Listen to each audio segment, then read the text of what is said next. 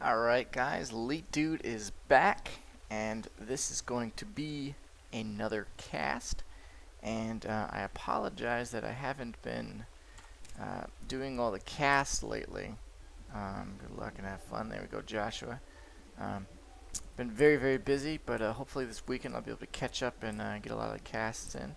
And this is going to be a 2v2 game, and right now we have it's PP versus PZ, and I'm assuming that I think these two are partners. I want to say Joshua here and ByePass who submitted the replay.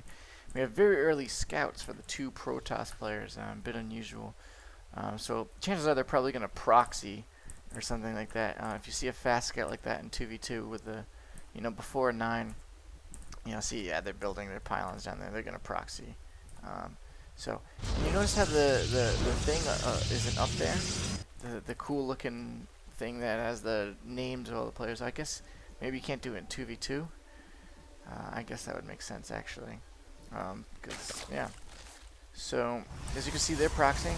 Now, a popular strategy for Protoss and Zerg is to say, you place an overlord over here, you get fast warp gate pylon, just warp units into the base, especially if it's a Terran and they've blocked in. Very popular strategy. As you can see, this is going to be very hard for Joshua and ByePass to stop. You've got, the dual gateway proxy. That's some trouble, ByePass scouting here. See ByePass's vision. He sees nothing.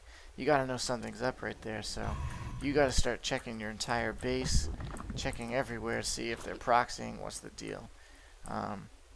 So as you can see, he's got ByePass has pool coming. Joshua going dual gateway. Obviously you expect the proxy, so he's getting a dual gateway instead of going cyber core and gas, which is a very good decision. He's chronoing out zealots. This is going to be tough to stop, but I think it is possible. Right now the Zerg doesn't have much. He's going to need some spine crawlers and a queen to defend against that, because obviously Zerglings don't do that well against zealots. But I guess it is what it is. So nothing really going on here. I wonder if he should have got speed or what. Playing it a little bit risky. I mean, I guess they haven't actually seen the proxy, but I would be on spine crawlers and stuff. I don't know where he's going. Maybe he's getting the gas. Because actually, that's an interesting point. If he gets the gas, you can mine his gas. So it saves a little bit of minerals. It's actually kind of funny. And he's going over here for some reason. I'm not sure what he's doing, ByePass. And oh boy, here comes a bunch of zealots. And Joshua is in deep trouble. He has no zealots of his own. I do not see how he's going to hold this. This drone's going to get torn apart. Yep. And this is really bad. What ByePass needs to do is bass up his Zerglings. If he got speed, if he had early speed, he could attack, counter.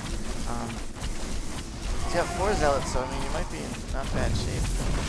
But Joshua's a little bit of micro. I like that. Just taking down those pylons. That is absolute trouble.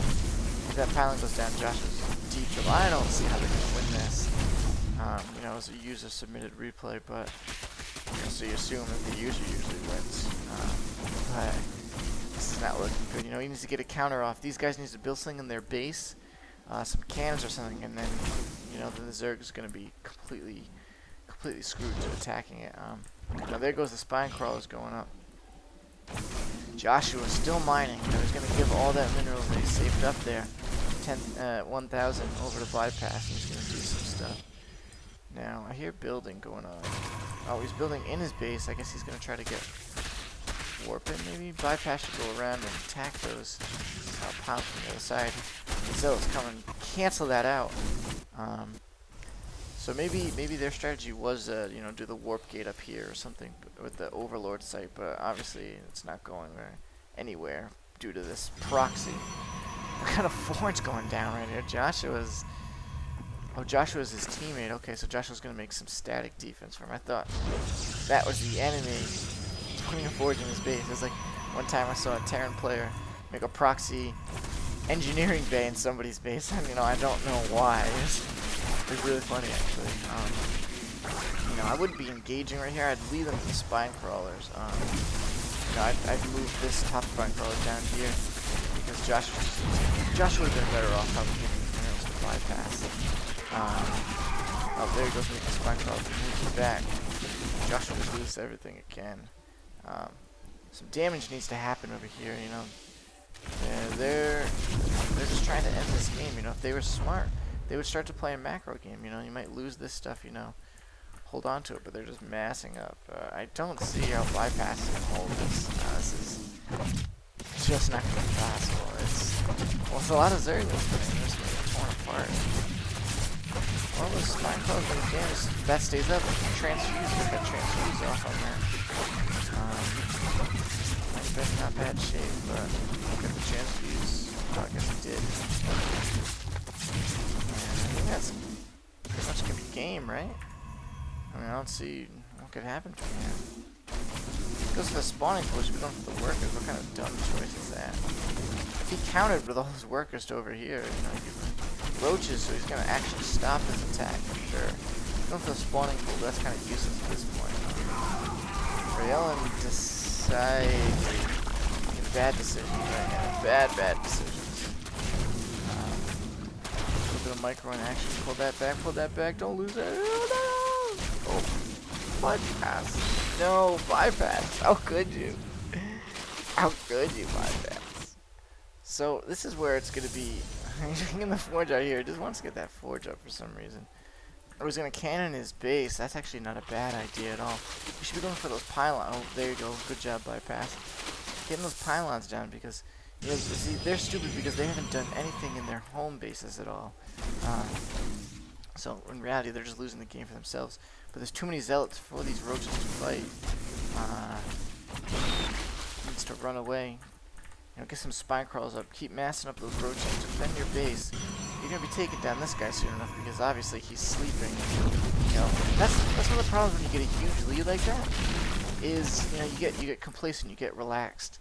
You know, the artosis rule is, you know, when you're ahead, you get more ahead.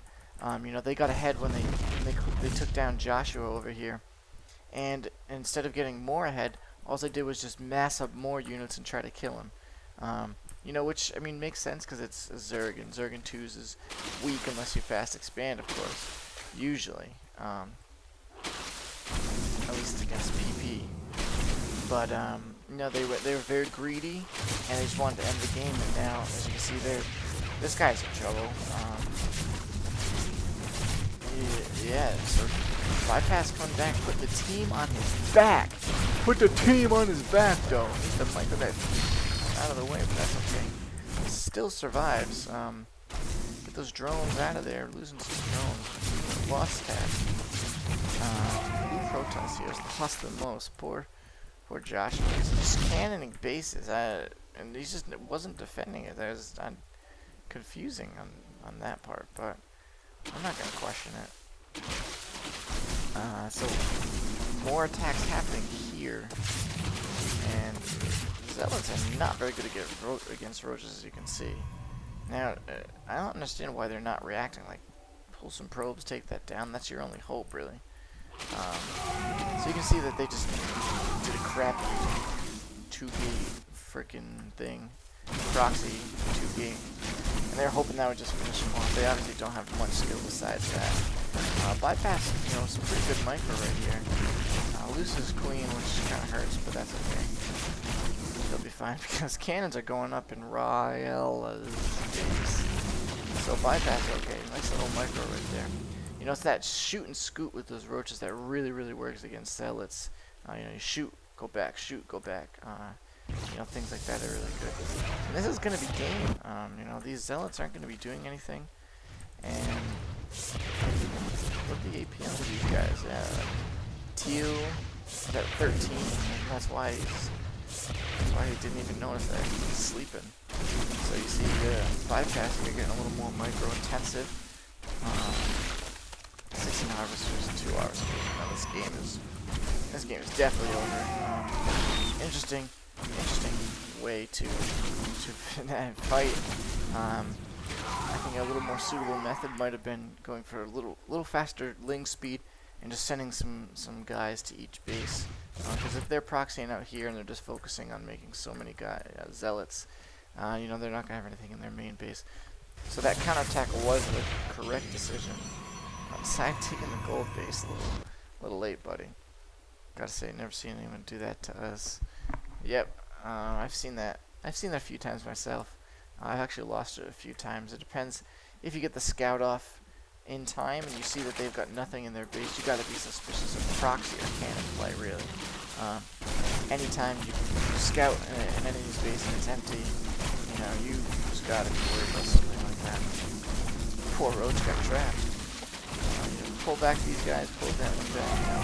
Look at him, Michael, but doesn't even need it at this point. Just taking down those zealots, no problem. This is going down. This is going up, but I mean, it's only a matter of time before that's found. You know, this game is far from over. 20 harvesters to 111 harvester. Joshua's still in the game. Where's his harvester? Joshua, there you go. You know, he could actually rebuild some money. Just transferred over. So, I mean, this is pretty much it for this game. You know, PP, I've heard Protoss is kind of weak in twos. You know, obviously, a double 4 gate can be dangerous, but, you know, a 10 pool, you know, it could be very susceptible too, because you want to skip that zealot a lot of times. Anything like that, and you know, you got a wall in over here. That's why that warping in over here, the Overlord strategy, works wonders, especially against a Terran or something, with that Protoss Zerg combination. Or you warp in the Dark Templar, and on this map you could just build a pylon here and warp in there. But generally, you know, on other maps that don't have the back rocks, you can build that pylon and warp in stuff as long as you have the Overlord there for vision. Very calm strat. While the Zerg just goes mass Zergling and tries to overrun people. So they GG out and leave the game, and that's pretty much the game. So I'll try to get to everyone else's cast when I can.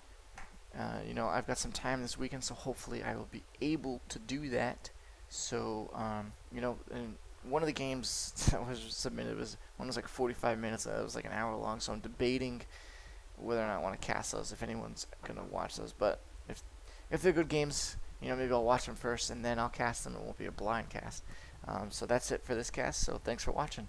Have a good one, guys.